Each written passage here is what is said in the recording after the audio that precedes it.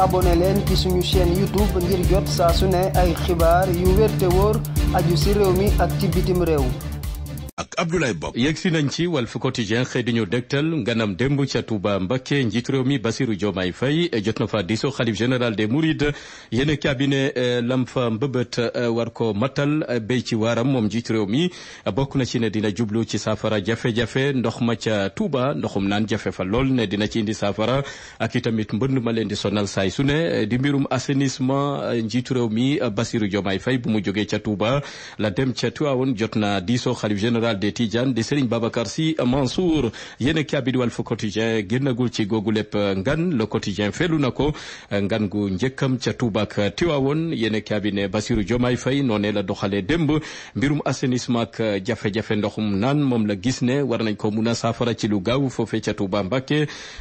bokk na ci xalif général des Mourides ak xalif général des Tidiane jot nañoo ñaanal njiitu réew mi yéen kaabidi le mandaane dalal nañ ko démb ca Touba ak Tivaouane moom président Bassirou Diomaye Faye ma nga woon ca Touba Mbacké kii di xalif ba jot na ko jébal kaamil ak sijaada bokk na ci tamit leneen ci xibaar mooy ca Zawiya Seydi El Hadji Malick Sy ma nga fa woon ca Tivaouane moom njiitu réew mi yéen kaabi di l'info fa la desandi Bassirou Diomaye Faye ca Touba ak Tivaouane yéen kaabi di Sud Quotidien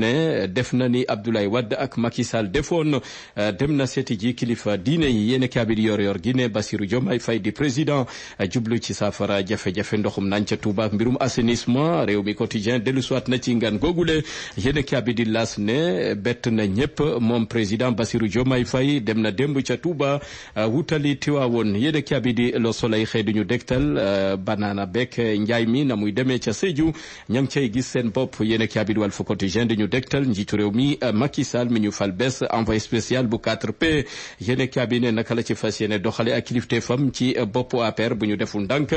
jafe-jafe mun na ca am yéen kaabi di Tribune jafe-jafe sax tàmbale naa nuy aussi ci APR kaddu ga doonatul benn parti baa ngi ci coma kenn déggatu leen mu ngi ci yéen kaabi di Tribune 24 heures ne Barça wala Barsax jot nañoo teg loxo ñaar fukk ak juróom ñoo xamante bëgg nañu dem ca tugal jaare ko ci gaalu loocoy ca jas nag lañ leen tegee loxo yéen kaabi di Stade ne kan mooy teg loxo coupe ba bokk na ci Ligue des Champions quart de finale yi dañ ko football tey quart de finale retour lay doon diggante Paris Saint-Germain ak Barcelone kan moo ci dem final wala demi-finale mbokk yi bu nees gisee dañ ci dikkat inchallah na mu gën a yaatoo. Mawlaya sall. 10e édition Prophète Mohammed Day in America samedi le 20 avril 2024 ci New York ngën ji mbindeef yonent yàlla Mohammed sallallahu alayhi wa sallam ci bésu ñaar fukki fan ci weeru avril la gane si woon àdduna ci calendrier bi ànd ak jant bi bis boobee le Islamic Cultural Foundation of America ci njiital imam Mohamed Sakho ak mboolem jullit yi di amal at mu jot ñaar fukki fan ci weeru avril ci New York muy bésub gën ji mbindeef yonent bi sallallahu alayhi wa sallam di bésub jullit yépp di ci woo jullit yépp di ci woo autorité étatique yi di ci woo diplomate yi di ci woo mboolem daayira yi di ci woo association yi ak mboolem communauté religieuse yi nekk ci États-Unis d'Amérique Prophet Mohammed Day in America ñaar fukki fan ci weeru avril ci New York 740 Delafield Avenue Staten Island New York na ñépp daje ci adresse bi ngir seen bépp ité bokk ci gàmmuk Seydina Mohamed woo leen imam Mohamed Sakho ci 347